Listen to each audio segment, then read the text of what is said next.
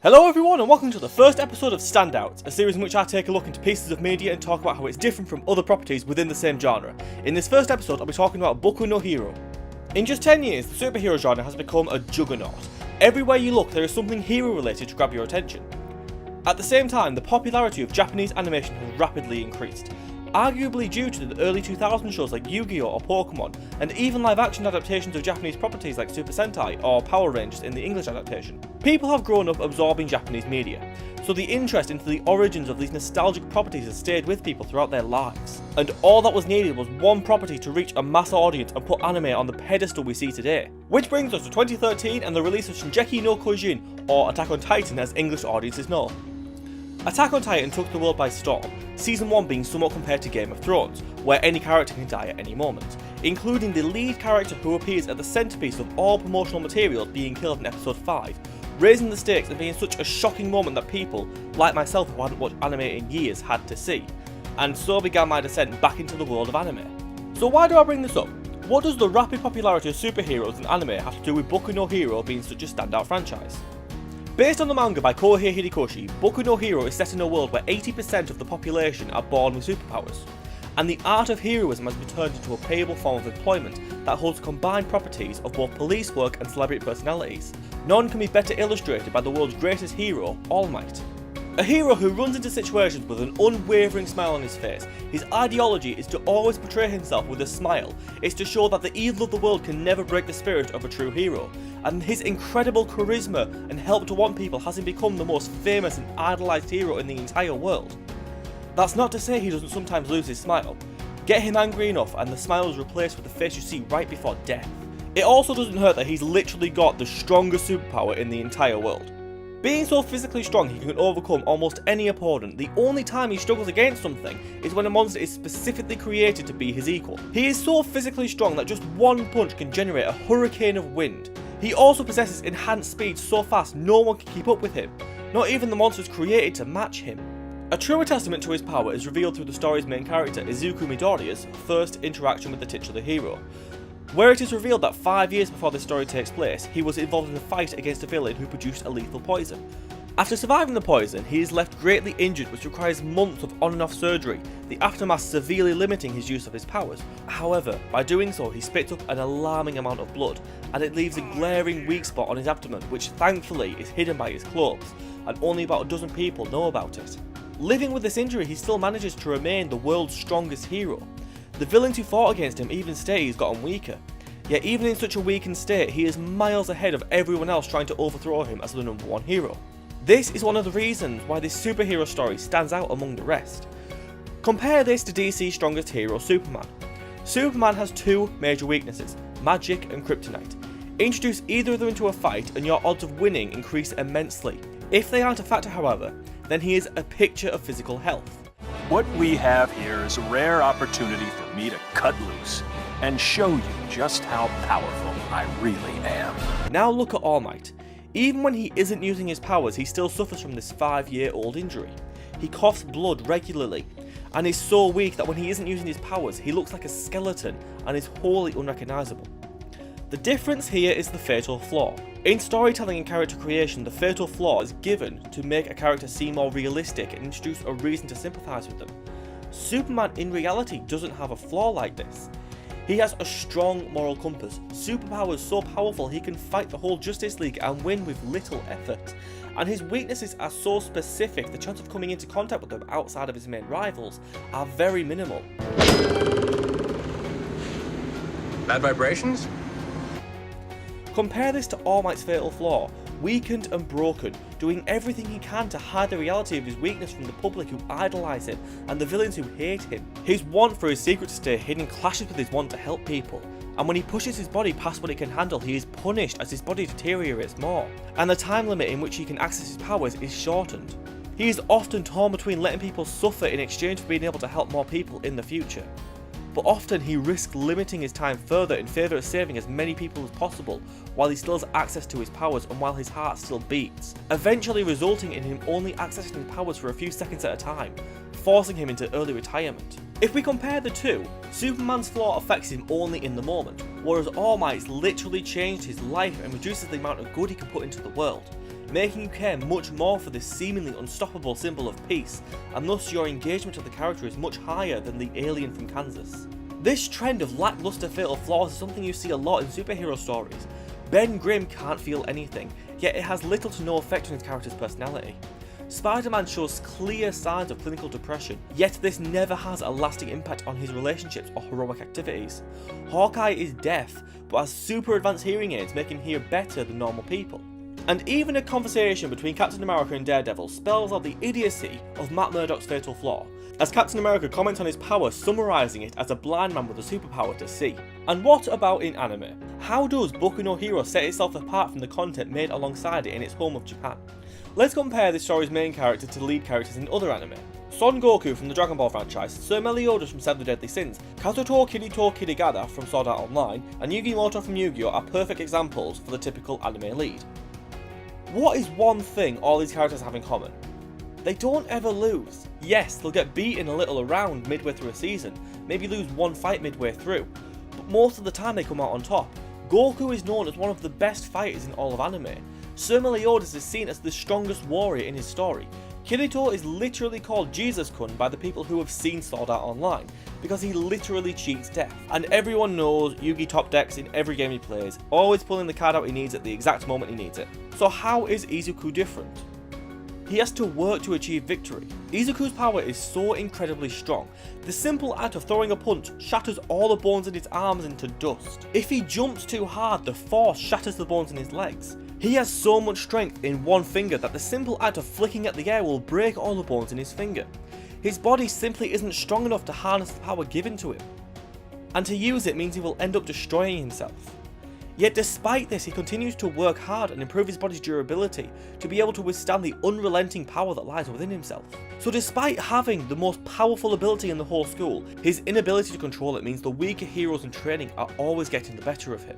He isn't the smartest student in class, he isn't the strongest, he doesn't possess any tactics when it comes to fighting other than what he's seen others do. He emulates All Might in his brute force and emulates Bakugo, his bully of all people, when he realises he needs to fight smarter, not harder.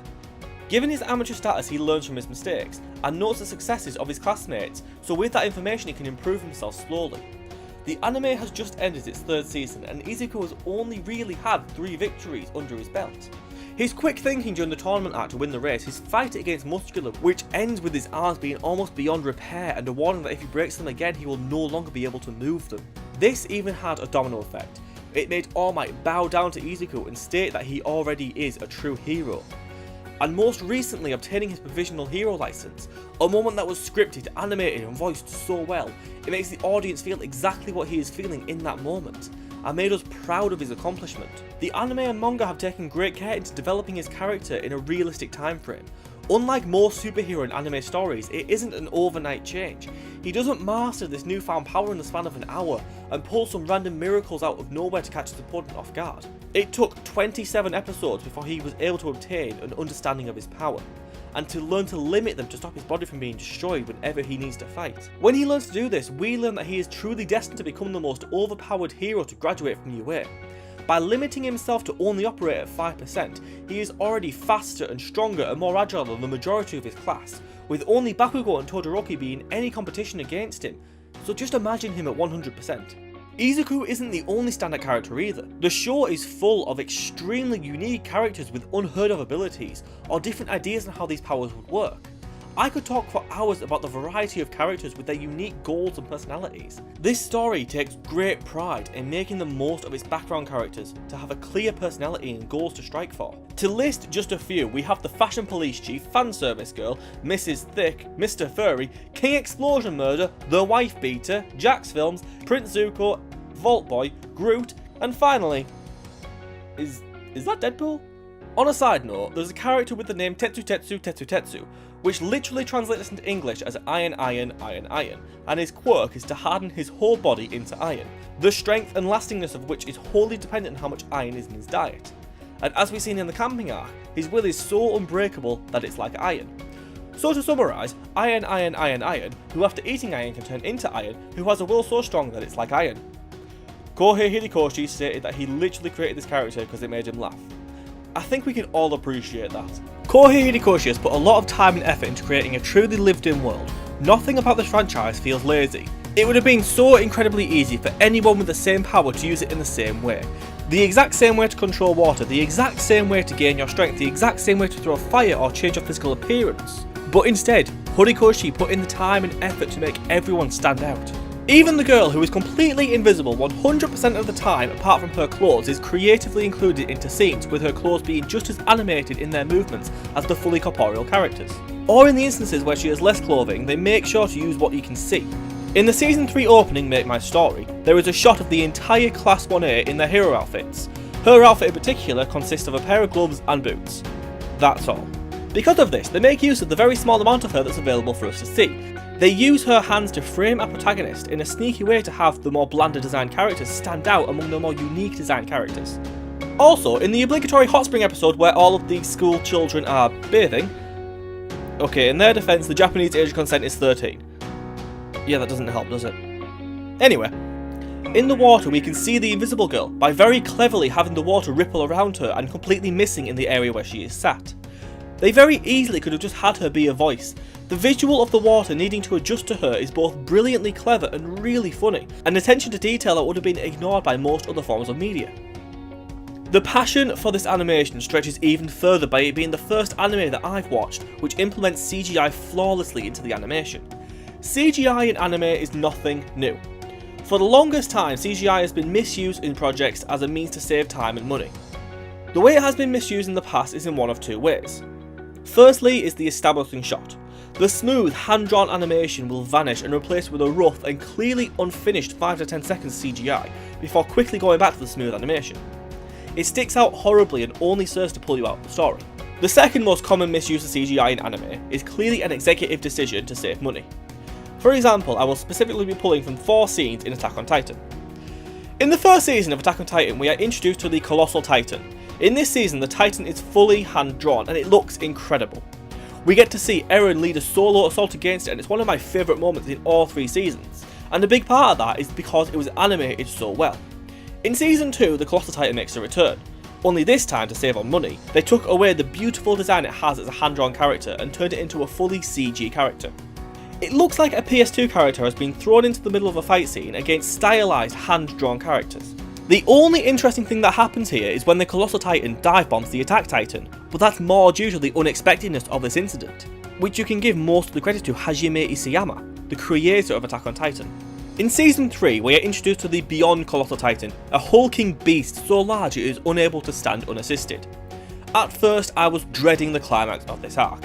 I loved the way this monster was designed in the manga, and to see it given the CGI treatment was a real disappointment. However, when we got to that climactic battle, I was ecstatic to witness the CGI get replaced with traditional animation. And it transitioned over pretty well. The CG work is strictly for the Beyond Colossal Titan's journey to the wall. When it arrives at the wall, it is clouded in a mist of its own making, only for the terrifying image of its titanic hand emerging from the cloud, firmly planting itself into the wall in a shot that reminds me so much of the end to the Cabin in the Woods. However, the issue here is the need to implement CGI at all. They prove in this final fight that they had the incredible talent required to fully realise this horrific Titan. Then why not showcase his talent further with the 3 minutes of footage of the Titan travelling to the wall? Often it is far off in the background or in a sweeping bird's eye view shot. The CGI was completely unneeded, but more importantly, it was obvious. I bring this up because CGI is used in Boku no Hero as well, but you will barely notice it. The first time I ever noticed it was in the discussion between Midoriya and Todoroki in Season 2 Episode 6. If you look at the background, you will see very subtly the whole background is CGI, yet it blends in so incredibly well. The animators and the showrunner made the choice to quicken the production and cut costs, but only in a way that didn't hinder the engagement of the product. The CGI is never the main focus of the scene.